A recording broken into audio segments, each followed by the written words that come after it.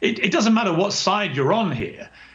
Journalism, freedom of speech dictates, the First Amendment dictates that when a story like this drops, and it's not been denied by the people it's accusing for 6 days now, clearly there's something there that they want to hide.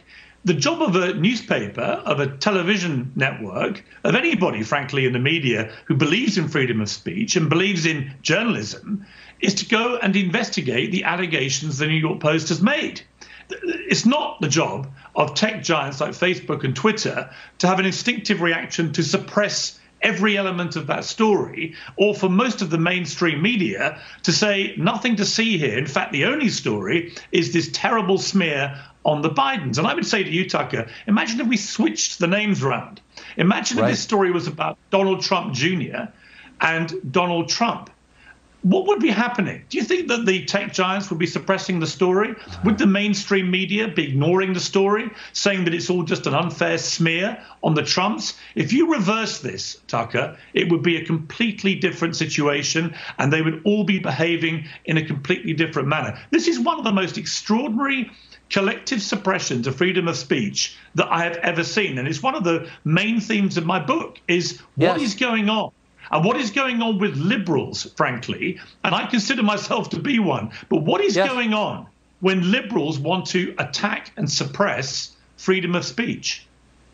Well, that is the core question, because, elections come and go, politicians come and go. The country remains, you hope, and its core institutions, and that is a pillar that holds up our democracy. So you've done this for an awfully long time. You've been in the media for decades at every level of it. What do you think happens after this election? How do we go back to what we had? Is it impossible? Like, when the smoke clears, where are we? I mean, look, if Joe Biden was to win, does he think this story goes away?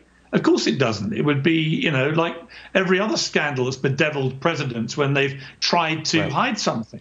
Joe Biden needs to come out. He needs to talk about this. But there is such tribalism now, I think, in America. And we're having the same problem here in Britain. And again, I touch on this in the book. It's driven by social media. Everyone gets in their tribe and they can't deviate from it. I prefer to cut through the tribes, and I think you do too, and cut to just a sense of fair play.